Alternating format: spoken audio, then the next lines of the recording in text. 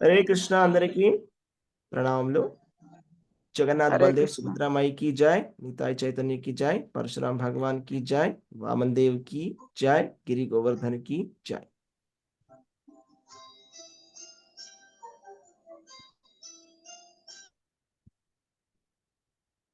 Next slide. ओम अज्ञानतिमिरान्धस्य ज्ञानाञ्जनशलाकया चक्षुरुन्मीलितं येन तस्मै श्रीगुरवे नमः। नमो विष्णुपादाय कृष्णपृष्ठाय भूतले श्रीमते भक्तिवेदान्त स्वामिनिति नामिने। नमस्ते सारस्वते देवे गौरवाणी प्रचारिणे निर्विशेष शून्यवादी पाश्चात्य देशतारिणे। जय श्री कृष्ण चैतन्य प्रभु नित्यानंद श्री अद्वैत गदाधरा श्रीवासादि गौर भक्त वृंदा। हरे कृष्ण कृष्ण कृष्ण हरे हरे, हरे राम राम राम हरे हरे।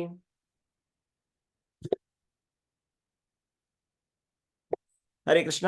మనం 6వ అధ్యాయము ధ్యాన యోగం చెప్పుకుంటున్నాము. 6వ అధ్యాయంలో 10, 11, 12 ఈ 3 చెప్పుకుంటున్నాము.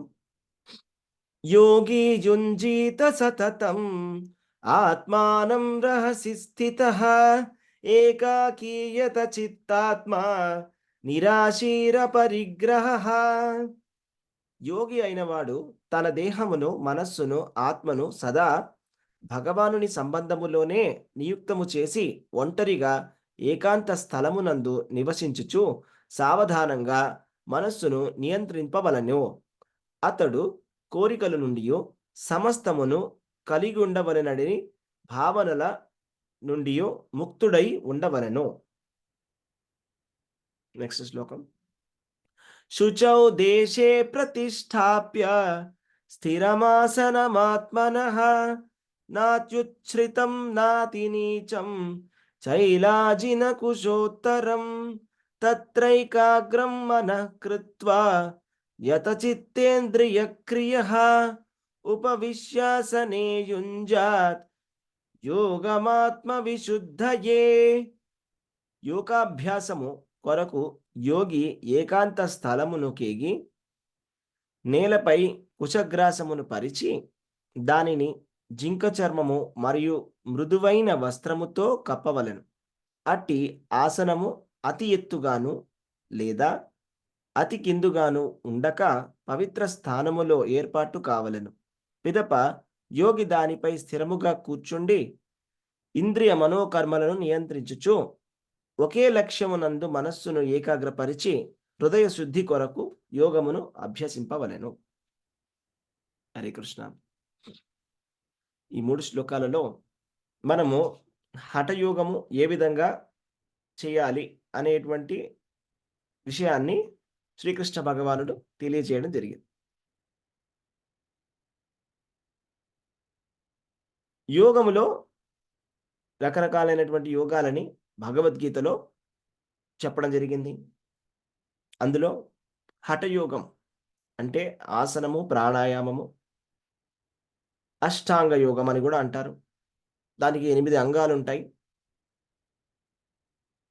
యమ, నియమ, ప్రాణాయామ, ప్రత్యాహార, ధ్యాన, ధారణ, సమాధి ఇవన్నీ కూడా అష్టాంగ యోగంలోని భాగములు.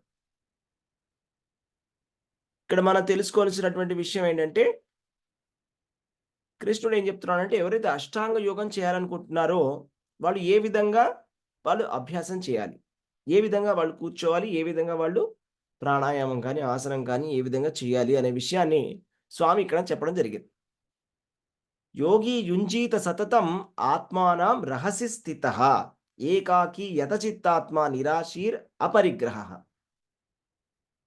అంటే యోగి అయినటువంటి వాడు ఏ విధంగా అయితే ఒక ఏకాకి అంటే ఏకాకిగా ఉండాలి, అంటే ఒక సెక్లూడెడ్గా ఎవరు లేనటువంటి ప్రదేశానికి వెళ్ళి రహస్య స్థిత, మళ్ళీ ఇక్కడ కూడా చెప్పారు రహస్య అంటే సెక్లూడెడ్ ప్లేస్, అంటే ఎవరు లేనటువంటి ఒక జనాలు తిరగనటువంటి స్థానానికి వెళ్ళి మనం హఠయోగం చేయాలి అనేటువంటి విషయాన్ని ఇక్కడ చెప్పడం జరిగింది. జనరల్గా మనం ఈ హఠయోగాన్ని నగరాలలో కానీ సిటీస్లో కానీ జనం అక్కడ చేయలేం. ఎందుకంటే ప్రొసీజర్ ప్రకారం అయితే ఇలా చేయాలి, రహస్య స్థిత. ఏకాకి యతచిత్తాత్మ. అంటే ఏదైనా ఒక పవిత్రమైనటువంటి ఒక ప్లేస్‌కి వెళ్ళాల్సి ఉంటుందన్నమాట. పవిత్రమైనటువంటి ప్రదేశం.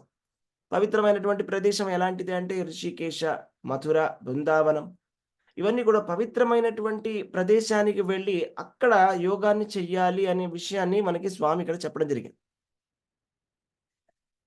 అయితే ఇక్కడ మనం తెలుసుకోవాల్సినటువంటి విషయం ఏంటంటే, పరతత్వాన్ని తెలుసుకోవాలి అంటే 3 రకాలుగా తెలుసుకోవచ్చు పరతత్వాన్ని. పరతత్వానికి 3 దశలుంటాయండి. ఒకటేంటంటే బ్రహ్మము, పరమాత్మ, భగవాన్. బ్రహ్మము, భగవాన్, పరమాత్మ. ఈ 3 గూడా. మనకి పరతత్వంలో 3 దశలుంటాయని ఎలా తెలిసొచ్చిందంటే, భాగవతంలో ఏం చెప్పారంటే, వదంతి తత్ తత్వవిదస్ తత్వం యజ్ఞానమద్వయం బ్రహ్మేతి పరమాత్మేతి భగవాన్ ఇతి శబ్ద్యతే. పరతత్వాన్ని తెలుసుకోవడానికి 3 దశలుగా తెలుసుకోవచ్చు. బ్రహ్మము, పరమాత్మ, భగవాన్. అయితే కృష్ణ చైతన్య మార్గము అంటే ఏంటంటే, భగవంతుణ్ణి ప్రత్యక్షంగా భక్తియుత సేవతోటి తలుచుకోవడమే దాన్నే కృష్ణ చైతన్యము అని అంటారు. అయితే ఈ శ్లోకాలలో చెప్పినది ఎవరికి అంటే, ఎవరైతే పరోక్షముగా కృష్ణ చైతన్యంలో ఉంటారో, అంటే పరమాత్మని తెలుసుకోవడానికి ప్రయత్నం చేస్తున్నారు, లేకపోతే వాళ్ళు బ్రహ్మముని తెలుసుకోవడానికి ప్రయత్నం చేస్తున్నారు. 3 దశలుంటాయని చెప్పుకున్నాం గదా! బ్రహ్మము, పరమాత్మ, భగవాన్. బ్రహ్మము అంటే కృష్ణుని నుంచి వచ్చినటువంటి కాంతి. పరమాత్మ అంటే భగవంతుడి యొక్క స్వాంశ. భగవంతుడి యొక్క విస్తారం. భగవంతుడు ఏ విధంగా అయితే ఈ ప్రపంచమంతా విస్తరించి ఉన్నాడో, ఆ స్వాంశనే పరమాత్మ అంటే. కాబట్టి బ్రహ్మమును తెలుసుకోవడానికి ప్రయత్నం చేస్తున్నటువంటి జ్ఞానయోగులైన, సాంఖ్యయోగులైన, పరమాత్మను తెలుసుకోవడానికి ప్రయత్నం చేసేటువంటి హఠయోగులైన, ధ్యానయోగులైన, వాళ్ళు కూడా కృష్ణ చైతన్యాన్నే వాళ్ళు ఫాలో చేస్తున్నారు. ఎందుకలాగా అంటే, బ్రహ్మము కృష్ణుడి యొక్క కాంతి కాబట్టి, పరమాత్మ కృష్ణుడి యొక్క స్వాంశ కాబట్టి, వాళ్ళు పాక్షికముగా కృష్ణ చైతన్యంలో ఉన్నట్టుగానే. అదే విధముగా వాళ్ళు కూడా ఆహ్, కృష్ణ చైతన్య మార్గంలో ఉన్నట్టుగానే. ఏ విధంగా అంటే బట్ పాక్షికంగా, పరోక్షంగా ఉన్నారు. ప్రత్యక్షంగా లేరు. ఎందుకంటే మనం ఇప్పుడే నిర్వచనం చెప్పుకున్నాం. నిర్వచనం ఏంటంటే, ఎవరు కృష్ణ చైతన్య మార్గంలో ఉన్నారంటే, ఎవరైతే స్వామి యొక్క భక్తియుత సేవని ప్రత్యక్షంగా చేస్తారో, వాళ్ళు కృష్ణ చైతన్య మార్గంలో ఉన్నటువంటి వాళ్ళు. అయితే ఈ ఉన్న యోగులందరిలో కూడా అత్యుత్తమమైనటువంటి యోగి ఎవరు అంటే, కృష్ణ చైతన్యంలో ఉండేటువంటి యోగే అత్యున్నతమైనటువంటి యోగి అని మనకి స్వామి 6వ అధ్యాయంలో చివరి శ్లోకంలో చెప్తారు. ఏంటా శ్లోకము? అంటే అందరు యోగులలోకెల్లా యోగినామపి సర్వేషాం. ఎవరైతే నన్ను భజిస్తారో మద్గతేన అంతరాత్మనే శ్రద్ధావాన్ భజతే యో మాం సమే యుక్త తమో మతః అని 6వ అధ్యాయంలో చివరి శ్లోకంలో యోగమంతా చెప్పిన తర్వాత కంక్లూజన్‌లో స్వామి చెప్తారు. ఎవరైతే ప్రత్యక్షంగా కృష్ణ చైతన్య మార్గములో ఉంటారో, కృష్ణ భగవానుడిని ఎవరైతే ప్రత్యక్షంగా కొలుస్తారో, ప్రత్యక్షంగా భజిస్తారో, ప్రేమతో భజిస్తారో, వాళ్ళు అత్యున్నతమైనటువంటి యోగులు అని స్వామి చాలా, చాలా, చాలా స్పష్టంగా చెప్పారు భగవద్గీతలో. కాబట్టి మనకి ఎటువంటి సందేహం ఇంక ఉండకూడదు. చాలామందికి క్వెషన్ వస్తుంది. ఎందుకలాగా?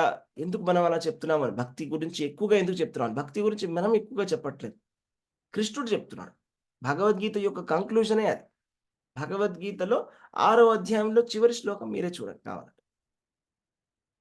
చివరి శ్లోకంలో స్వామి ఏం చెప్తున్నాడంటే, యోగినాం అపి సర్వేషాం మద్గతేన అంతరాత్మన. అందరు యోగుల్లోకెల్లా అత్యున్నతమైనటువంటి యోగి ఎవరైతే నన్ను కొలుస్తారో, నన్ను భజిస్తారో, ప్రేమతో భజిస్తారో, ఆ భక్తులే అత్యున్నతమైనటువంటి యోగులు అనే విషయాన్ని మనకు తెలియజేయడం జరిగింది.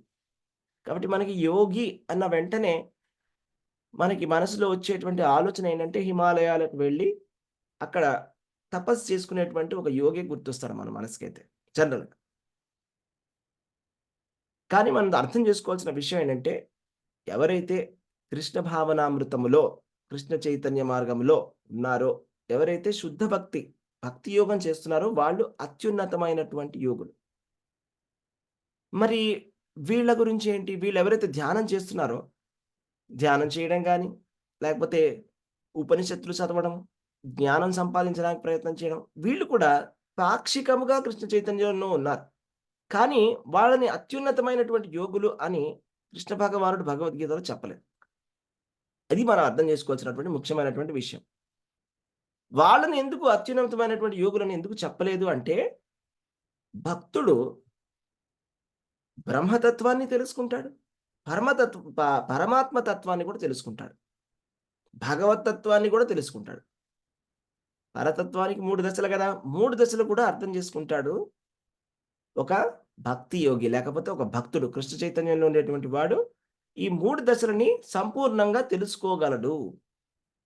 కానీ ఎవరైతే సాంఖ్యయోగాన్ని పాటించేటువంటి జ్ఞానులు, లేకపోతే ధ్యాన యోగము, లేకపోతే ఈ అష్టాంగ యోగాన్ని చేసేటువంటి యోగులు, వాళ్ళు కేవలం బ్రహ్మముని తెలుసుకోగలరు, లేకపోతే పరమాత్మని తెలుసుకోగలరు. భగవత్ తత్వాన్ని తెలుసుకోలేకపోతారు. భగవత్ తత్వాన్ని తెలుసుకోవాలంటే భక్తి యోగం కంపల్సరీగా చేయాలి. కృష్ణుడు భగవద్గీతలో చెప్తాడు, భక్త్యా మాం అభిజానాత్. భక్తి వల్ల మాత్రమే నన్ను తెలుసుకోగలవు అని. అంటే చాలామంది యోగులు ఉండవచ్చు. వాళ్ళు ప్రయత్నం కూడా చేయవచ్చు. స్వామి ఏం చెప్పాడండి? మనుష్యానాం సహస్రేషు కశ్చిత్ యతతి సిద్ధయే యతతాం అపి సిద్ధానాం కశ్చిత్ మాం వేత్తి తత్వతః. అంటే వేలాది మనుషులలో ఒక మనిషి సిద్ధిని పొందాలి అని ప్రయత్నం చేస్తాడు. అలా సిద్ధి పొందినటువంటి వేలాది మనుషులలో ఒకడు మాత్రమే నన్ను తెలుసుకోగలుగుతున్నాడు అని. మరి సిద్ధి పొందినవాడు భగవంతుడిని ఎందుకు తెలుసుకోలేకపోతున్నాడు? ఎందుకంటే ప్రత్యక్షమైనటువంటి మార్గంలో చేయకపోవడం వల్ల మాత్రమే. భగవంతుడిని ప్రత్యక్షంగా తెలుసుకోవాలంటే మనం ప్రాసెస్‌ని కరెక్ట్‌గా పట్టుకోవాలి. ఆ ప్రాసెస్ ఏంటి? ప్రత్యక్షంగా మనం కృష్ణ చైతన్యాన్ని చేయాలి. భగవంతుడు ప్రత్యక్షంగా కృష్ణ చైతన్యాన్ని చేయమని 7వ అధ్యాయం, 9వ అధ్యాయం, 11వ అధ్యాయం అన్నిటిలో కూడా చాలా చక్కగా వివరించి చెప్తారు. అయితే మరి ఎవరైతే ప్రత్యక్షంగా చేయట్లేదో వాళ్ళ గురించి, వాళ్ళు కూడా మరి భగవంతుడిని చక్కగా పాక్షికంగా ఎంతో కొంత తెలుసుకోవడానికి ప్రయత్నం చేస్తున్నారు కాబట్టి వాళ్ళు కూడా ఒక టైంలో ఆలస్యంగానో, లేకపోతే త్వరగానో వాళ్ళు ఆ స్టేజ్‌కొస్తారు.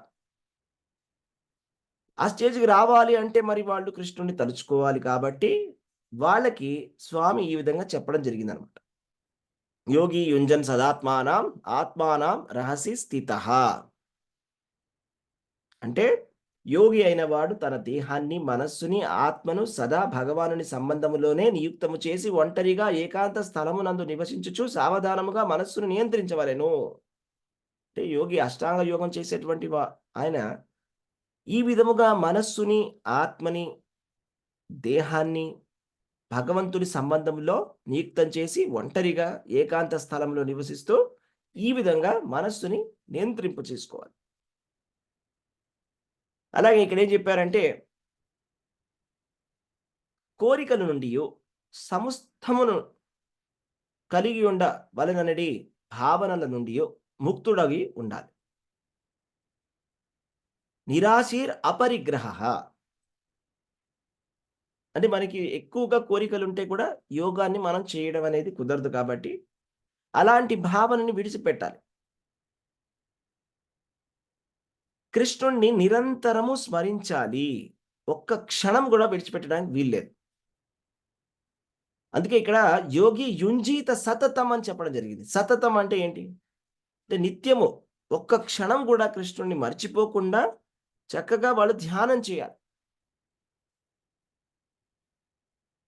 అలా చేసినట్టయితే అప్పుడు వాళ్ళకి శీఘ్రంగానో, లేకపోతే ఆలస్యంగానో వాళ్ళు కూడా ఈ విధమైనటువంటి పూర్ణత్వాన్ని వాళ్ళు కూడా పొందగలరు. అయితే మనకి రూప గోస్వామి ఒక విషయాన్ని చెప్పారు.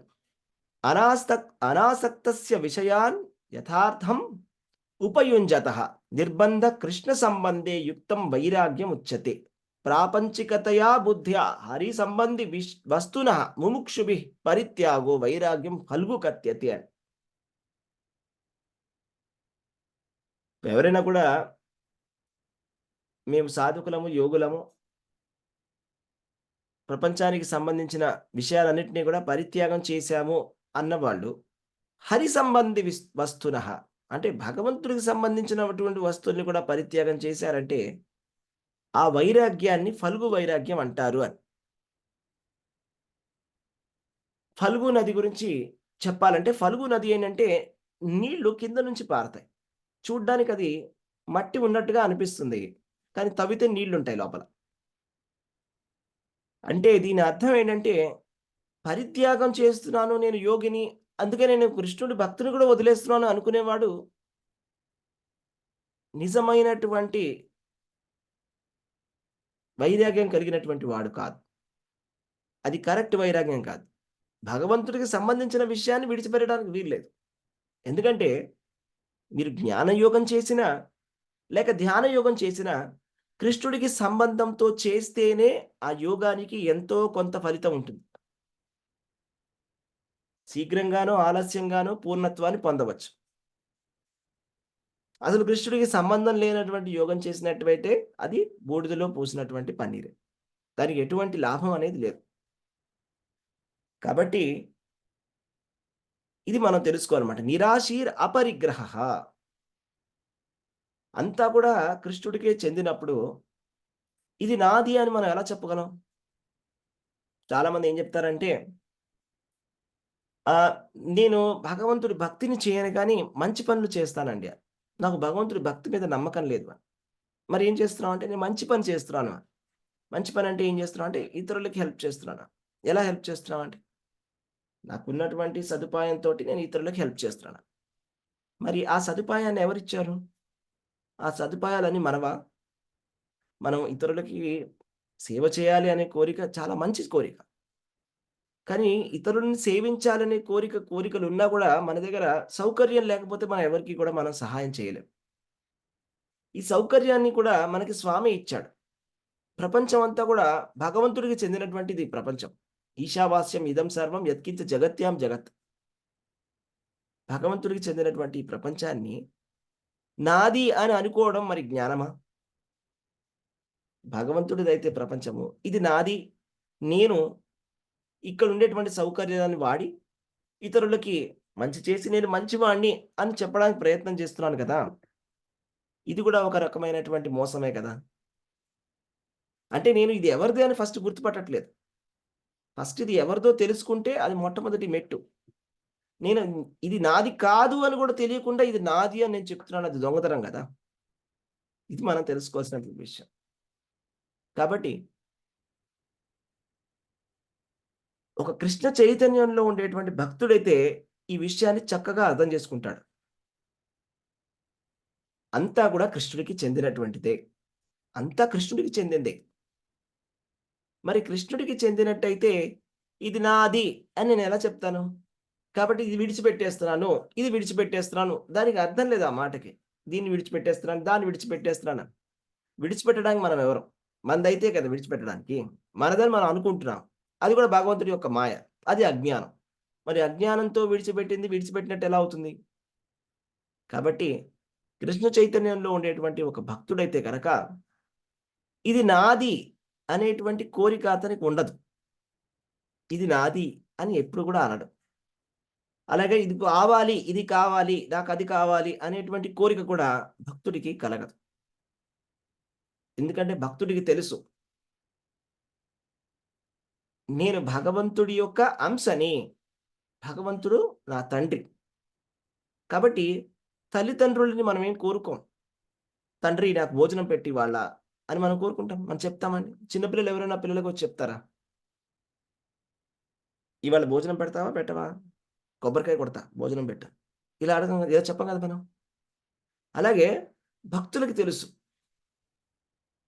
తండ్రి నాకు పెడతాడు. మనం భక్తులైనా, భక్తులు కాకపోయినా, అభక్తులైనా కూడా పశువులైనా కూడా భగవంతుడు పెడుతున్నాడు. మరి భక్తుడికి ఎందుకు పెట్టడు? పెడతాడు. కాబట్టి ఒక కృష్ణ చైతన్యంలో ఉండేటువంటి భక్తుడైతే గనక ఇలాంటి ఆలోచనలు పెట్టుకోడు. నాకు ఉంటుందా? ఉండదా? భోజనం ఉంటుందా? ఉండదా? అనేటువంటి ఆలోచన అనేది ఉండదు.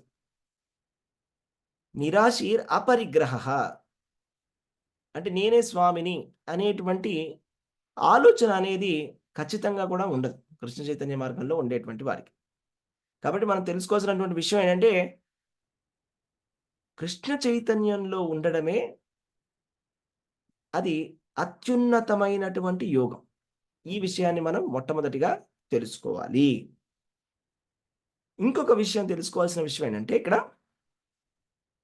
శుచౌ దేశే ప్రతిష్టాప్య. శుచి అంటే శుచిత్వము కలిగినటువంటి దేశం. దేశం అంటే ప్రదేశము. మీరు ఎక్కడైతే హఠయోగమో, అష్టాంగ యోగమో చేద్దామని కోరుకుంటున్నారో, అది మన ఇళ్లల్లో కుదిరేటువంటి పని కాదు. ఈ విషయాన్ని మనం అర్థం చేసుకోవాలి. ఎక్కడ చేయాలి? శుచౌ దేశే ప్రతిష్టాప్య. భగవద్గీత ప్రకారం స్వామి చెప్పిన విధంగా చేయాలంటే ఈ విధంగా చేయాలి. శుచౌ దేశే అంటే చాలా పవిత్రమైనటువంటి స్థలాలకి వెళ్ళాలి. పవిత్రమైనటువంటి స్థలాలకి వెళ్ళాలి. రిషికేశ, మన జగన్నాథ్‌పురి, మథుర, బృందావనము అలా చాలా అద్భుతమైన తీర్థ స్థలాలన్నీ ఉన్నాయి. సో, అక్కడికి వెళ్ళి వాళ్ళు అక్కడ కూర్చొని వాళ్ళు ధ్యానం చేయాలి. అలాగే ఇక్కడేం చెప్పారు? స్థిరం ఆసనం ఆత్మనః. అక్కడ ఉండేటువంటి ఒక ఆసనాన్ని వేసుకొని, అక్కడ చక్కటి నదులన్నీ ఉన్నాయి కదండీ! గంగా నది, యమునా నది. ఆ నదీ తీరాన కూర్చొని, అక్కడ వాళ్ళు యోగం చేయాలి. అంటే ఇవాళొచ్చినటువంటి పరిస్థితి ఏంటంటే, ఫారిన్ కంట్రీస్‌లో చాలా యోగా ఇన్‌స్టిట్యూట్స్ వచ్చేసాయి. వచ్చేసి వాళ్ళు చాలా అడ్వాన్స్‌డ్‌గా యోగా చేస్తున్నారని వాళ్ళు అనుకుంటున్నారు. కానీ అలా కాదు. అక్కడ కాదు చేయాల్సింది. వాళ్ళు చేయాల్సింది ఇక్కడ. వాళ్ళొచ్చి ఇక్కడ హరిద్వార్‌లోనో, హృషికేశ్‌లోనో వచ్చి ఉన్నారు కూడా చాలా మందొచ్చి చేస్తూ ఉంటారు ఫారినర్స్. అక్కడ చేయాలన్నమాట. ఇక్కడ చేయాల్సినటువంటి ఇది రికమెండెడ్ ప్లేస్. హిమాలయాల్లో, అక్కడ పవిత్రమైనటువంటి ప్రదేశంలో, నగరాలకి దూరంగా అంత ఎయిర్ పొల్యూషన్‌కి, నాయిస్ పొల్యూషన్‌కి దూరంగా పవిత్రమైన స్థానంలో అక్కడ కూర్చొని, ఇక్కడ మనం యోగం అనేది చేయాలి. అయితే ఈ అష్టాంగ యోగం చేయడం అనేది ఎంతవరకు ప్రాక్టికల్ అనేది మనం ఆలోచించాలండి. ఇప్పుడు ఇంత పెద్ద పెద్ద నగరాల్లో, సిటీస్‌లో మన సిటీ లైఫ్‌లో మనం ఎంతవరకు యోగం చేయగలం? ఈ అష్టాంగ యోగాన్ని.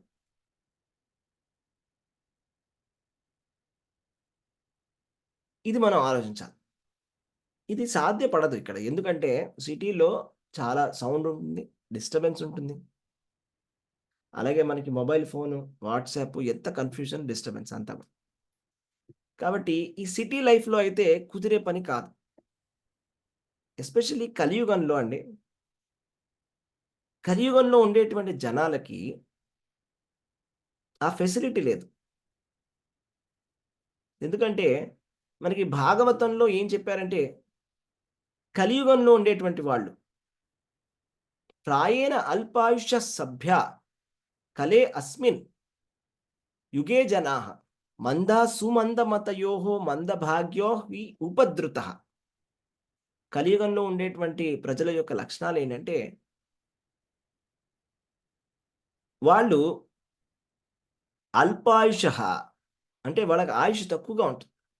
మంద అంటే తెలివి తక్కువ వాళ్ళు. సుమందమతయో మందభాగ్య అంటే దురదృష్టవంతులు.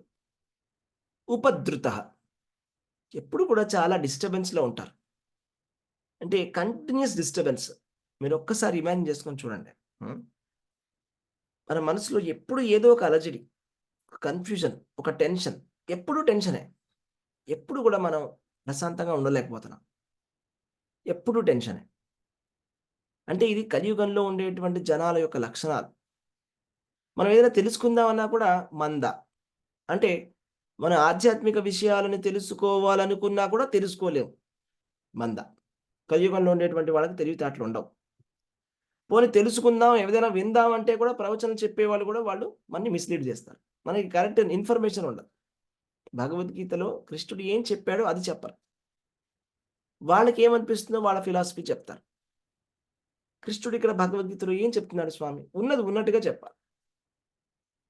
ఇప్పుడు మనం ఈ 6 అధ్యాయంలో చెప్పుకుంటూ పోతుంటే అర్జునుడు ఈ సిస్టమ్ నా వల్ల కాదని చెప్తాడు. నా వల్ల కాదు. ఇలా చేయడం, ఈ విధంగా యోగం చేయడం నా వల్ల కాదు అని చెప్తాడు. కృష్ణుడు కూడా ఒప్పుకుంటాడు. ఒప్పుకొని అన్నిటికన్నా సర్వోన్నతమైనటువంటి యోగి ఎవరైతే నా భక్తుడు అన్నిటికన్నా సర్వోన్నతమైనటువంటి యోగి అనే విషయాన్ని కూడా చెప్తాడు. కానీ ఈ విషయాన్ని తెలుసుకోలేకపోతారు కలియుగంలో ఉండేటువంటి జనాలు. చెప్పేవాళ్ళు కూడా చెప్పలేకపోతారు. కాబట్టి చెప్పాల్సిన విషయం చెప్పరు. వినాల్సినటువంటి విషయం వినరు. కలియుగంలో ఉండేటువంటి వాళ్ళు పోనీ అష్టాంగ యోగమైనా చేద్దామంటే అల్పాయుషః. దానికి అష్టాంగ యోగం చేయాలన్నా కూడా దానికి ఎన్నో సంవత్సరాలు అవసరం అండి. ఇప్పుడు కృతయుగంలో లక్షల సంవత్సరాలు బతికేవాళ్ళు. ఎన్నో వేల వేల సంవత్సరాలు బతికేవాళ్ళు. దశరథుడు 60,000 సంవత్సరాలు పరిపాలించాడు. అది అది త్రేతాయుగంలో. ఇంకా కృతయుగంలో అయితే లక్షల కొద్ది సంవత్సరాలు వాళ్ళు బతికేవాళ్ళు. కాబట్టి వాళ్ళు ఆ కృతయుగంలో వాళ్ళు ధ్యానం ఎన్నో వేల సంవత్సరాలు చేయగలిగేవాళ్ళు. ఇప్పుడు మనం విన్నాం విశ్వామిత్రుడు 10,000 సంవత్సరాలు ధ్యానం చేశాడు. తర్వాత ఆయన ధ్యానాన్ని భంగపరిచారు. తర్వాత మళ్ళా ఇంకొక 10,000 సంవత్సరాలు ధ్యానం చేశారు. 10,000 సంవత్సరాలు కాదు. మనం 10 రోజులు కూడా చేసేటువంటి పరిస్థితి లేదు ప్రస్తుతం. మీకు సపోజ్ మిమ్మల్ని నేను 10 రోజులు మీరు సెలవు తీసుకొని రిషికేశ్‌కి రండి అని చెప్పాననుకోండి. మీరు ఆలోచించండి. అవుతుందా ప్రాక్టికల్‌గా? అవ్వదండి అని చెప్పేస్తారు. 10 రోజులు నేను రాలేనని. నాకు చాలా పనులున్నాయని. మనకి 10 రోజుల టైం కూడా లేదు యోగం చేయడానికి. మరి 10,000 సంవత్సరాలు ఎక్కడి నుంచొస్తాయి? కాబట్టి కలియుగంలో ఇది అయ్యే పని కాదు. వేల వేల సంవత్సరాలు కూర్చొని ధ్యానం చేయడం అనేది అయ్యే పని కాదు. చేద్దామన్నా మనకి గైడెన్స్ లేదు.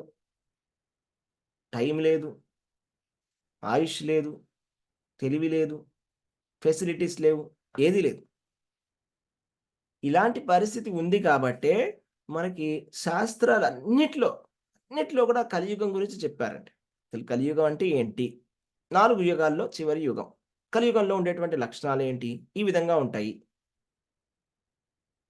మరి ఈ కలియుగానికి సరిపోయేటువంటి యోగాన్ని మనం చేయాలి. కాబట్టి బృహన్నారదీయ పురాణంలో ఏం చెప్పారంటే, హరేర్నామ హరేర్నామ హరేర్నామైవ కేవలం.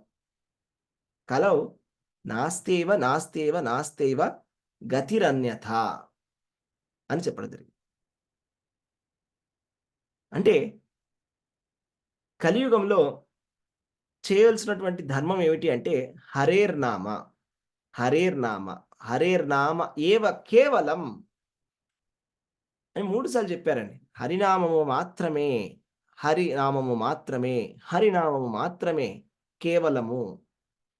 కలౌ కలియుగంలో నాస్తి ఏవ వేరే మార్గము లేదు.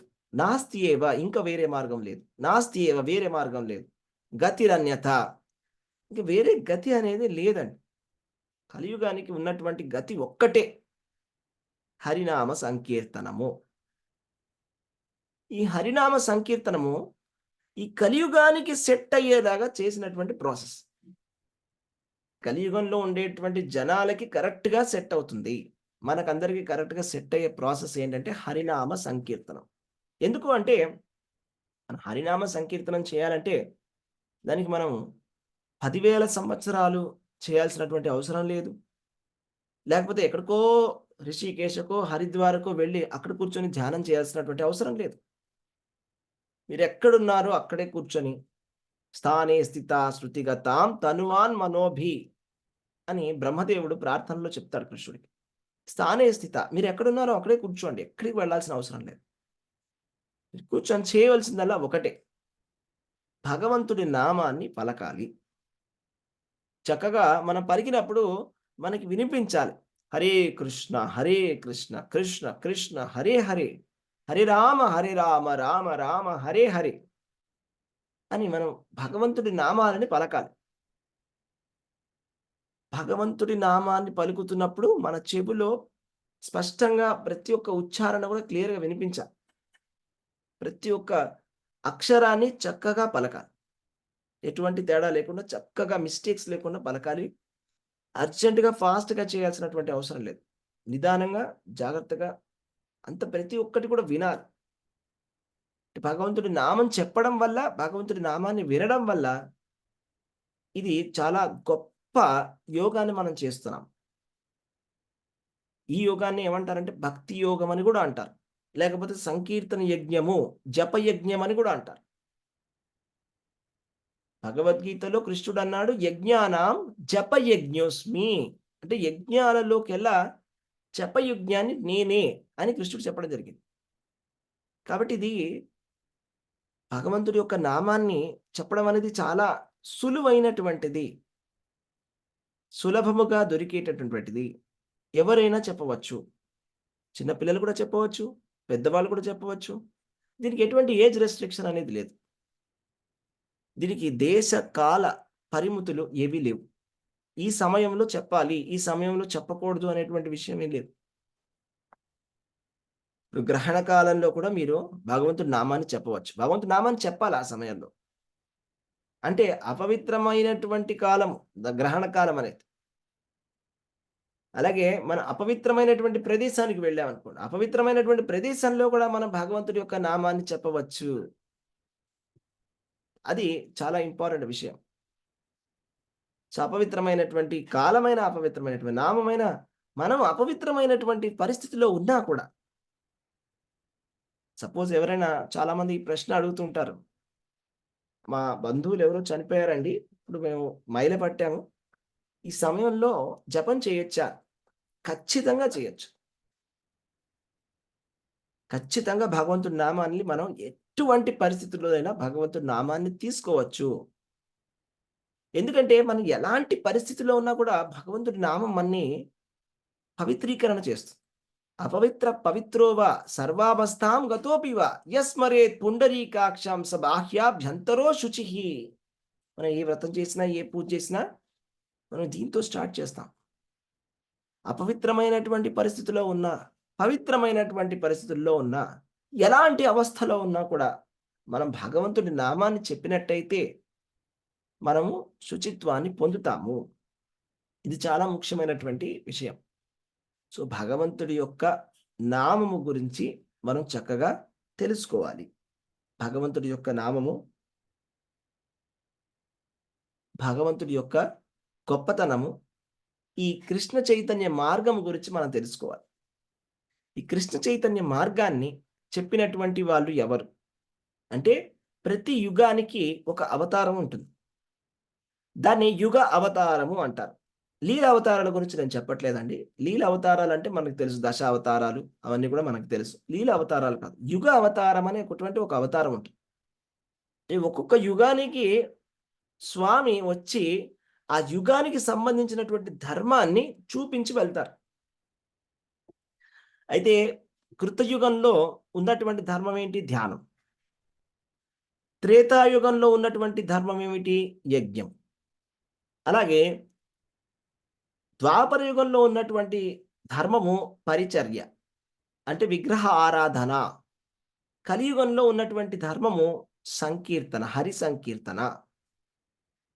కాబట్టి ఒక్కొక్క యుగానికి స్వామి వచ్చి చూపిస్తారు. ఈ విధంగా చేయాలి అని ధర్మాన్ని. ఇక్కడ ఉన్నటువంటి మనం ఏ విధంగా యోగాన్ని మనం చేయాలి అని స్వామి చూపిస్తారు. ఏ విధంగా చెయ్యాలి, ఏ విధంగా చెయ్యకూడదు అనే విషయాన్ని కూడా మనం తెలుసుకోవాలండి.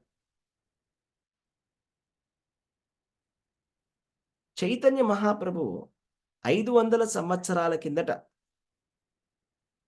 ఆయన ఆవిర్భావించడం జరిగింది. ఆయన ఎవరు అంటే శ్రీకృష్ణ చైతన్య రాధాకృష్ణ నాహి అన్య.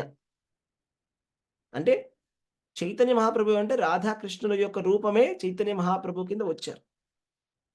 ఆయన వచ్చి మనకేం చూపించారు అంటే, ఆయన నిరంతర హరినామ స్మరణ చేస్తూ ఉండేవాడు. అందరి చేత కూడా హరినామ స్మరణ చేయిస్తూ ఉండేవాడు. సో, ఆయన ఎక్కడికెళ్ళినా గూడా హరే కృష్ణ, కృష్ణ కృష్ణ హరే హరే, హరే రామ, రామ రామ హరే హరే అని చెప్తూ ఉండేవాడు. ఒక అద్భుతమైన ఒక లీల ఉంది మీకు చెప్తాను వినండి. చైతన్య మహాప్రభు ఒకరోజు బృందావనానికి వెళ్ళాలని అనుకున్నారు. కాకపోతే ఆయన బృందావనానికి వెళ్ళినప్పుడు ఏం జరుగుతుందంటే, ఆ రహదారి మీద వెళ్తున్నప్పుడు అక్కడ ఉండేటువంటి జనాలందరూ కూడా ఆయన వెంట వచ్చేస్తారు. వచ్చి అందరూ కూడా కీర్తన చేయడం మొదలుపెడతారు. సో, లక్షలలో మంది లక్షల్లో జనాలందరూ కూడా వెంటొచ్చేస్తారు ఆయనతోటి. కానీ నేను బృందావనానికి ఈ విధంగా వెళ్ళకూడదని ఆయన అనుకున్నానండి. నా వెంట లక్షల మంది జనాలొస్తున్నారంటే అది కరెక్ట్ కాదు అని. నేనొక్కడినే వెళ్ళాలి. ఒక దాసుడు అనేటువంటి భావంతోటి వెళ్ళాలి అని ఎవరికీ తెలియకుండా వెళ్ళాలనుకుంటున్నానని చెప్పాడట ఆయన అనుయాయులతోటి.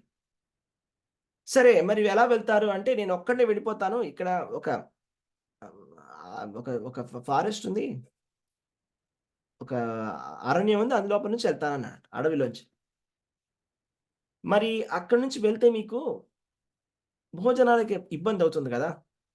కాబట్టి బలభద్ర భట్టాచార్యుడిని పంపిస్తాం మీతోటి అని జెప్పారట. సరే పంపించండి అన్నారట. కుక్ అనమాట ఆయన. సో, బలభద్ర భట్టాచార్యుడు కూడా ఆయనతో పాటు వచ్చాడు చైతన్య మహాప్రభుతోటి. వాళ్ళు జార్ఖండ్‌లో అడవులుంటాయండి కొన్ని ఫారెస్ట్స్. జార్ఖండ్ ఫారెస్ట్ లోపలికి వెళ్లారు. జార్ఖండ్ అడవుల లోపలికి వెళ్లారన్నమాట చైతన్య మహా. సో, చైతన్య మహాప్రభు, బలభద్ర భట్టాచార్య వాళ్ళు అలా లోపల నుంచి అలా వెళ్తున్నారు. అలా వెళ్తున్నప్పుడు ఆ చైతన్య మహాప్రభు ఆయన గట్టిగా సంకీర్తన చేస్తున్నారన్నమాట. హరినామ సంకీర్తన. హరే కృష్ణ, కృష్ణ కృష్ణ హరే హరే, హరే రామ, రామ రామ హరే హరే అని సంకీర్తన చేస్తుంటే అక్కడ ఉండేటువంటి ప్రాణులన్నీ కూడా దగ్గరకొచ్చేసి అవి చేసే పనులన్నీ మానేసేసి అలా వింటూ ఉండేవంట. అలాగే ఒక రోజు నాడు ఏం చేస్తున్నాడంటే ఆయన నదిలో దిగి ఆయన సంధ్య ఉపాసన చేస్తున్నాడట. సంధ్య ఉపాసన చేస్తున్నప్పుడు గాయత్రి మంత్ర జపం, సంధ్యా ఉపాసన అన్నీ చేస్తున్నారు ఆయన. చేస్తున్నప్పుడు అక్కడ ఏనుగుల గుంపొచ్చింది ఒకటి. ఆ ఏనుగుల గుంపొచ్చేసరికి చైతన్య మహాప్రభు ఏం చేశారంటే కొద్దిగా నీళ్లు తీసుకొని చల్లి, హరే కృష్ణ జపం చేయండి అని చెప్పి గట్టిగా అరిచారు. అలా అరిచిన వెంటనే ఏం జరిగిందంటే అద్భుతమైన విషయం ఏంటంటే అక్కడ ఉండేటువంటి ఏనుగులన్నీ కూడా కింద పడి దొర్లడం మొదలుపెట్టాయి. అంటే అవేంటంటే అష్టసాత్విక వికారాలు అంటారన్నమాట. అంటే భగవంతుడి ప్రేమలో అవి మగ్నమై కింద పడి దొర్లడం మొదలెట్టాయి ఏనుగులన్నీ కూడా. ఇంకొకసారి ఏం జరిగిందంటే చైతన్య మహాప్రభు సంకీర్తన చేస్తుంటే అక్కడ ఉండే జార్ఖండ్ ఫారెస్ట్‌లో ఉండేటువంటి పశువులన్నీ కూడా వచ్చేసి నృత్యం చేయడం మొదలుపెట్టాయి సంకీర్తనలో. ఇక్కడ ఏం జరిగిందంటే జనరల్‌గా పులి మరియు జింక అవేంటి శత్రువులు. పులి ఏం చేస్తుంది? జింకని చంపేస్తుంది. అలా పులొచ్చేసి పులి, జింక ఈ 2 ఒకటినొకటి వాటేసుకున్నాయట. వాటేసుకొని అవి నృత్యం చేస్తున్నాయట. అయితే చైతన్య మహాప్రభు సంకీర్తన చేస్తుంటే అన్నీ కూడా పశువులు కూడా నృత్యం చేశాయి. అంటే పశువుల చేత కూడా నృత్యం చేయించాడు చైతన్య మహాప్రభు సంకీర్తన చేయించి. కాబట్టి దీన్ని బట్టి మనం తెలుసుకోవాల్సినటువంటి విషయం ఏంటంటే, కలియుగంలో మనం చేయాల్సినటువంటి ధర్మము, కలియుగంలో మనం చేయాల్సినటువంటి యోగము, ప్రాక్టికల్ యోగం, అత్యున్నతమైనటువంటి యోగం, కలియుగానికి సరిపోయేటువంటి యోగము హరేర్నామ హరేర్నామైవ కేవలం. కాబట్టి ఇది పర్ఫెక్ట్ సిస్టమ్. హరినామ సంకీర్తనం అనేది 100% పర్ఫెక్ట్ సిస్టమ్. ఇది మనం కంపల్సరీగా చేయాలి. భగవంతుడి యొక్క నామ సంకీర్తన మనం చేయాలి. నామ సంకీర్తనం యస్య సర్వపాప ప్రణాశనం. అంటే నామ సంకీర్తనం చేస్తే భగవంతుడి యొక్క నామ సంకీర్తనం అసలు ఏంటి? నామం అంటే ఏంటి? సంకీర్తనం అంటే ఏంటి? నామం అంటే భగవంతుడి నామం. సంకీర్తనం అంటే సమ్యక్ కీర్తన ఇది సంకీర్తన. అంటే నలుగురు కలిసి గుంపుగా కీర్తన చేస్తే దాన్ని సంకీర్తన అంటారు. భగవంతుడి యొక్క నామ సంకీర్తన చెయ్యాలి. అలా చేస్తే ఏం జరుగుతుంది అంటే సర్వపాప ప్రణాశనం. మనం చేసినటువంటి పాపాలన్నీ కూడా తొలగిపోతాయి. చాలా ప్రాక్టికల్ సిస్టము.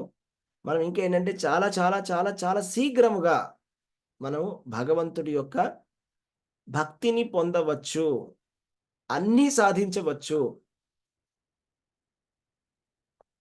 అన్నీ సాధించవచ్చు. సకల సిద్ధి హోయ్ అంటే ఇది, అది అని కాదు. ఏదైనా సాధించవచ్చు. భగవంతుడి ధామానికి కూడా వెళ్ళవచ్చు. భగవంతుడి ప్రేమని సంపాదించవచ్చు. మనం సంపాదించలేనిది మనకి రానిదంటూ ఏమీ లేదు. భగవంతుడి యొక్క నామ సంకీర్తనం చేయడం వల్ల. కాబట్టి కలియుగంలో అందరూ చేయాల్సింది ఏంటంటే కంపల్సరీగా భగవంతుడి నామాన్ని కీర్తన చేయాలి. మనందరం కూడా జపం చేయాలి. భగవంతుడి నామాన్ని మనం ఏంటంటే చాంటింగ్ చేయాలి. జపం చేయాలి. ఎస్పెషల్లీ హరే కృష్ణ మహామంత్రం చాలా స్పెషల్ మంత్రం. దాన్ని మనం చాంటింగ్ చేయాలి. అలా చేసినట్టయితే మనము అన్ని యోగాలు సాధించినట్టే. మనం సెపరేట్‌గా ఇప్పుడు హరిద్వార్‌కో వెళ్ళి అక్కడ ఎన్నో వేల సంవత్సరాలు ఉండాల్సినటువంటి అవసరమే లేదు. ఎందుకంటే ఇవన్నీ కూడా అసలు ఈ ప్రాసెస్ అంతా ఎందుకిచ్చారంటే, ఇప్పుడు ఇలా కూర్చొని మన ఏకాంతమైనటువంటి ప్రదేశానికి వెళ్ళి, ఇలా కూర్చొని యోగం చేయాలి, ప్రాణాయామం చేయాలి. ఎందుకిచ్చారు ఈ ప్రాసెస్ అంతా అంటే, మనం ఈ స్టేజ్‌కి రావడానికి, భక్తి స్టేజ్‌కి రావడానికి. ఈ జన్మలో లేకపోతే వచ్చే జన్మలో అయినా భక్తుల యొక్క సాంగత్యంలో భక్తికి రావాలనేటువంటి ఉద్దేశం. భక్తిలో రావాలనేటువంటి ఉద్దేశమే ముఖ్యమైనటువంటి ఉద్దేశం.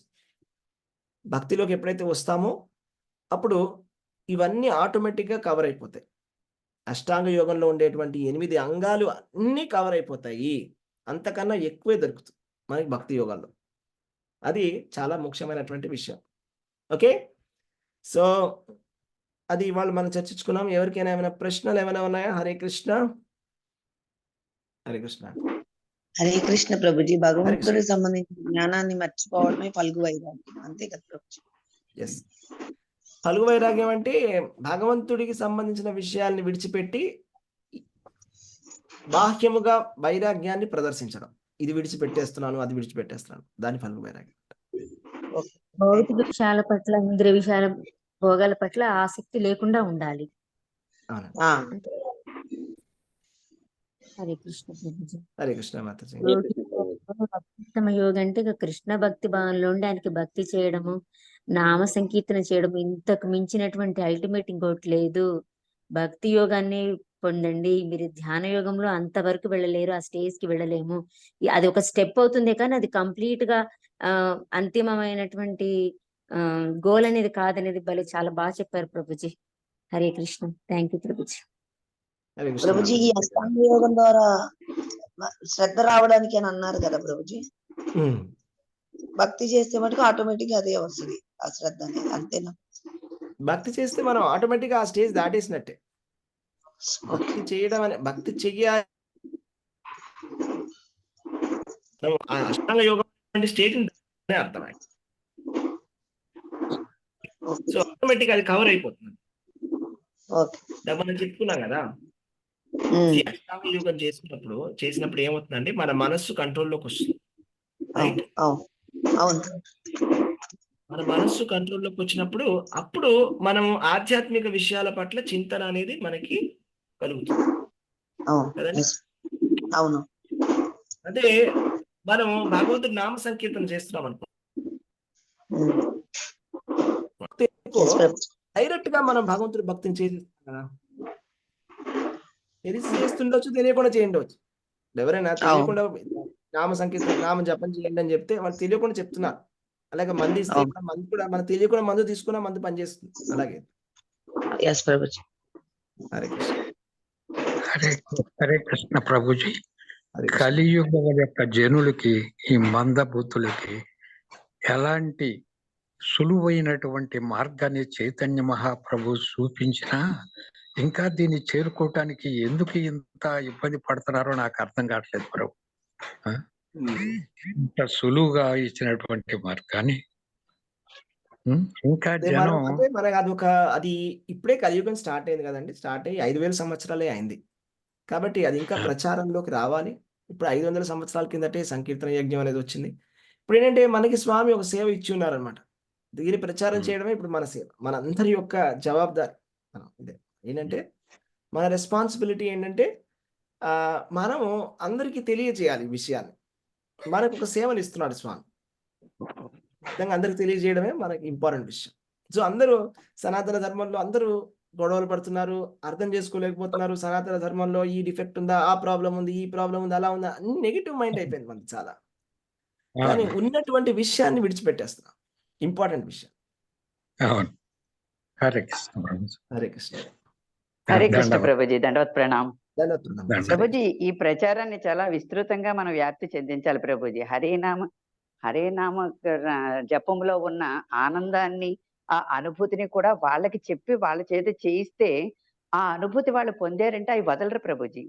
అది ఎప్పుడైతే వాళ్ళ చేత మనం హరినామ సంకీర్తన చేయిస్తామో వాళ్ళ ఆనందాన్ని పొందినప్పుడే వాళ్ళు ఇంకో నలుగురికి చెప్పడానికి ప్రయత్నం చేస్తారు ప్రభుజీ. చాలా చక్కగా వివరించారు ప్రభుజీ. హరే కృష్ణ. హరే కృష్ణ మాతాజీ. Thank you. ఎస్ మాతాజీ, డెఫినెట్ గా. హరే కృష్ణ. హరే కృష్ణ ప్రభుజీ, దండవత్ ప్రణామ్. దండోత్ ప్రణామ్. హరే కృష్ణ. హరే కృష్ణ ప్రభుజీ. హరే కృష్ణ ప్రభుజీ. హరే కృష్ణ మాతాజీ. హరే కృష్ణ. హరే హరే కృష్ణ కృష్ణ ప్రభుజీ. ప్రభుజీ. ఇప్పుడు దండవత్ ప్రణామ్ ప్రభుజీ. ప్రణామ్. ప్రభుజీ. దండవత్ ప్రణామ్. హరే కృష్ణ. చెప్పండి, ఎవరు ప్రశ్న మిమ్మల్ని అడుగుతున్నారు? నేను ఇక్కడ హరే కృష్ణ చెప్పండి. ప్రభుజీ. ఇప్పుడు చెప్పండి. చాలా మంది యోగాలు చేస్తున్నారు కదండి. యోగాలో జాయిన్ అవ్వండి అంటారు. మరి అదంతా నిజమైన యోగా అంటారా, బిజినెస్ పరంగా యోగా అంటారా? అది ఇకేం చెప్తాం, ఎంతో కొంత ఇందాక మనం చెప్పుకున్నాం కదా, ఇప్పుడు పాక్షికంగా కృష్ణ చైతన్యం అది ఏమీ లేదని కూడా మనం చెప్పలేం, వేస్ట్ అని కూడా అనలేం. ఎందుకంటే వాళ్ళు పాక్షికంగా కూర్చొని చేస్తున్నారు. కాకపోతే వాళ్ళు చేసేటువంటి పద్ధతిలో వాళ్ళు భగవంతుడిని స్మరించట్లేదు. అవును.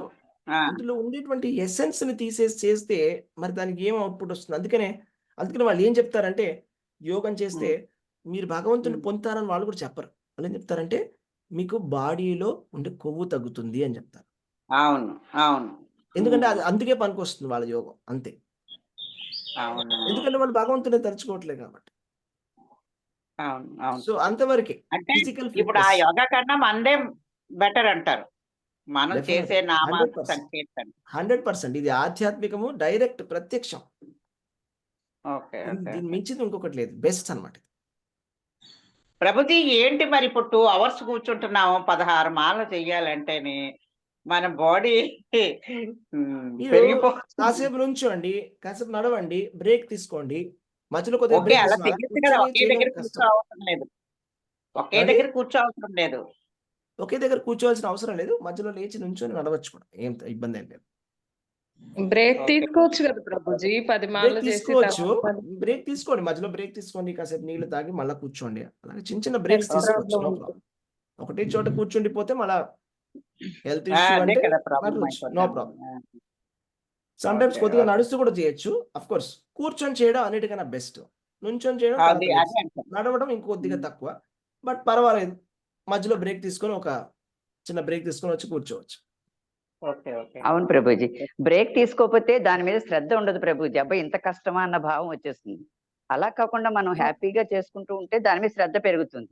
అంటే కొంచెం బ్రేక్ తీసుకోవాలి. 3 శ్రద్ధ ఉంటుంది, కాకపోతే అంతసేపు కూర్చోవడంలో కొంచెం ప్రాబ్లం అవుతుందేమో అని ఒక భయం ఉంటుంది కదా, అది అంతే. అవును మాతాజీ, అది కష్టం అనిపిస్తుంది మాతాజీ, కష్టం అనిపిస్తుంది. ఒకేసారి కూర్చుంటే కష్టం అనిపిస్తుంది.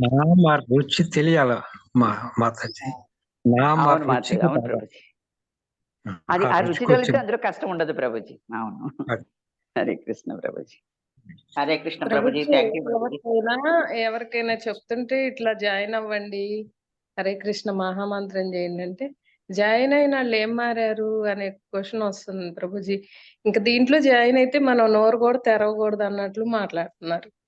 ఇంకేదైనా భరించాలి, ఏదైనా ఓర్చుకోవాలి అన్నట్లు, అర్థం కాదు. భగవంతుడు అయిపోయినట్లు అట్లా ఊహించుకుంటున్నారు ప్రభుజీ జనం. మనమే దేవుడు అయిపోయినట్లు, ఇంకా వీళ్ళకి ఏది ఎమోషన్స్ ఉండకూడదు. అదే అది కరెక్ట్ మీకు కాదు.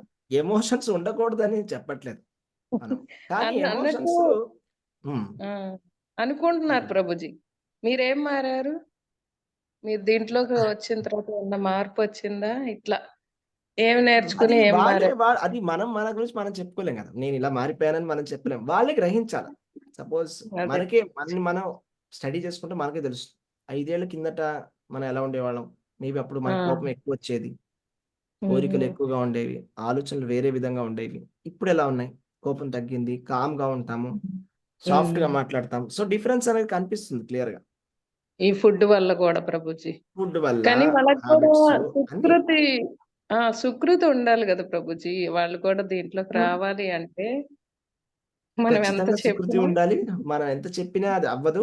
అలాగని మన ప్రయత్నం మనం చేయాలి. తప్పకుండా అంటే ప్రహ్లాదుడు కూడా అదే అంటాడు ఏంటంటే, కొంతమందికి చెప్పకుండా వస్తుంది, కొంతమందికి చెప్పినా రాదు. అలాగని మనం చెప్పడం మన ధర్మం. ధర్మం. చెప్పడం మనం చెప్తాము. వాళ్ళకి రావడం, రాకపోవడం అనేది వాళ్ళ సుకృతి బట్టి ఉంటుంది. అలాగే కలియుగంలో మనం ఇప్పుడే చెప్పుకున్నాం, మందమతులు కలియుగంలో వాళ్ళు గ్రహించలేరు విషయాన్ని. అవును ప్రభుజీ. కాబట్టి మనం మాత్రం కానీ ఆ విధంగా మనం ప్రచారం చేయకూడదు. ఎప్పుడైనా కూడా ఎవరికైనా చెప్పినప్పుడు పాజిటివ్‌గా చెప్పాలి, మంచిగా చెప్పాలి. ఎవరిని కూడా మనం నిందించకూడదు. వాళ్ళకి ఎప్పుడు పాజిటివ్‌గా ప్రభుపాద చెప్తారన్నమాట. మనం ఏ విధంగా ప్రచారం చేయాలంటే చాలా బాగా అది అసలు మన ఆచార్యులు కూడా చెప్తారన్నమాట. ఏ విధంగా అంటే వాళ్ళని కూర్చోబెట్టి వాళ్ళ కాళ్ళు పట్టుకొని అలా చెప్పాలి. సార్ ప్లీజ్ చిన్న దయచేసి చిన్నగా. భగవంతుడి నామాన్ని చెప్పండి. అలా చెప్పాలి. నిత్యానంద ప్రభు చెప్పినట్టుగా చెప్పాలి ప్రభుజీ. నిత్యానంద ప్రభు చెప్పినట్టుగా చెప్పాలి. అవును ప్రభు. మనం ఎప్పుడు కూడా నేను చాలా గొప్పవాడిని అనే ఆలోచనతో చెప్పాలి. ప్రచారం. అవును అది కరెక్ట్. ప్రభుజీ. ఇంకా మేము అలా చేస్తే అనుకుంటున్నాం ప్రచారం వాళ్ళ సక్సెస్. చూసి మనం ఇలా చేయటం చూసి వాళ్ళే మార్పు వచ్చి వాళ్ళల్లో అడిగితే చూద్దాం అన్నట్లే ఉంది ప్రభుజీ ప్రస్తుతం. యెస్ మాతాజీ. చెప్పినంత వరకు చెప్పాం. బుక్స్ కూడా ఇచ్చాము. క్లాస్ కూడా జాయిన్ చేసాం ప్రభుజీ. 7కి ఈవినింగ్ భగవద్గీత. 8 వరకు వింటున్నాం అంటున్నారు. అసలు 8 తర్వాతే బ్రహ్మాండంగా చెప్తున్నారు ప్రభుజీ. ఓకే. 8 వరకు వింటున్నాం అంటున్నారు. వాళ్ళే ఇంకా వస్తారు మాతాజీ. మనం ఏమి ఇదవక్కర్లేదు. ఏదో కొంచెం విన్నారు కదా, మళ్ళా వాళ్ళే వస్తారు. టైం పడుతుంది మరి ఇంకా అంతే మరి ఇంకా. అదే ప్రభుజీ. కానీ ప్రభుజీ ఇందులో మటుకు చాలా చాలా ఆనందం ఉంది. ఆ ఆనందం అంటే ఏంటని మనం ఎక్స్ప్లెయిన్ చేయలేం, కానీ నామ జపంలో మటుకు చాలా చాలా ఆనందం ఉందండి. అది యెస్, యెస్. అది మటుకు అది చెయ్యలేని రోజున ఏదో వెళ్తే వస్తుంది అది, ఆ జపం అవును. చేయలేనప్పుడు. ఎందుకంటే మీరు చూడండి ఇక్కడ మనం భగవంతుడి నామానికి భగవంతుడికి తేడా లేదు. అంటే మనం అది భగవంతుడితోటే కూర్చున్నట్టుగా. మనం భగవంతుడి సన్నిధిలో కూర్చొని భగవంతుడితో పాటు కూర్చున్నట్టుగా.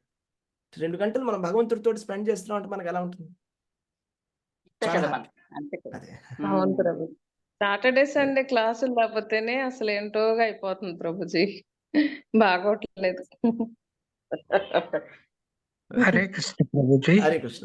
హరే కృష్ణ. ప్రభుజీ దండవత్ ప్రణామం. నామపదాల్లో ఆ 9వ అపరాధాన్ని ఎలా అన్వయించాలి ప్రభు దీనికి? చెప్తాను. 9th offense కదా? ఆ, to instruct a faithless person of the glories of the holy name. మనం చెప్పట్లేగా ప్రభు, మనం ఏం చేస్తున్నాము? మన గురువు గారు మనకి చెప్పారు చెప్పమని, మనం చెప్తున్నాం ప్రచారం. సో ఆ విధంగా చెప్పాలి. ప్రభుపాద కూడా అందరికీ చెప్పారు. ఫర్ ఎగ్జాంపుల్ ప్రభుపాద అందరికీ మంత్రాన్ని ఇచ్చారు. నమ్మకం ఉందా లేదా అని డిఫరెన్షియేట్ చేయలేదు. కరెక్టా? సో ఫర్ ఎగ్జాంపుల్ రామానుజాచార్యులు వారు కూడా అందరికీ మంత్రాన్ని ఇచ్చారు. ఎవరిని డిఫరెన్షియేట్ చేయలేదని, వీళ్ళకి నమ్మకం ఉందా, వీళ్ళకి నమ్మకం లేదా. అదేవిధంగా మనం కూడా అదే వాళ్ళనే కంటిన్యూ చేయాలి. అంతే. వాళ్ళు చెప్పిన విధంగా, వాళ్ళు చేసిన విధంగానే మనం ఫాలో చేయాలి. వాళ్ళు ఎలా చేశారో వాళ్ళు మనకి ఇన్స్ట్రక్షన్ ఇచ్చారు కాబట్టి ప్రభుపాద మనం అలా చేస్తున్నాం. ఆచార్య. కాబట్టి మనం దీని గురించి ఎక్కువగా ఆలోచించాల్సినటువంటి అవసరం లేదు. మరి ఎవరైనా అస్సలు అనుకూలంగా లేకపోతే, వాళ్ళకి ఇష్టం లేకపోతే వాళ్ళకి ఇంకా ఎక్కువగా చెప్పకపోవడం మంచిది. ఎస్పెషల్లీ భగవంతుడి నామాల గురించి. బట్ జనరల్ గా మనం అందరికీ భగవంతుడి నామాన్ని ప్రచారం చేస్తాం. హరే కృష్ణ. Yes yes. హరే కృష్ణ ప్రభు. దండవత్. ధన్యవాద ప్రణామం. Okay okay. హరే కృష్ణ అందరికీ ప్రణామాలు. రేపు కలుసుకుందాం. హరే కృష్ణ. హరే కృష్ణ హరే కృష్ణ ప్రభుజీ దండవత్ ప్రణామం.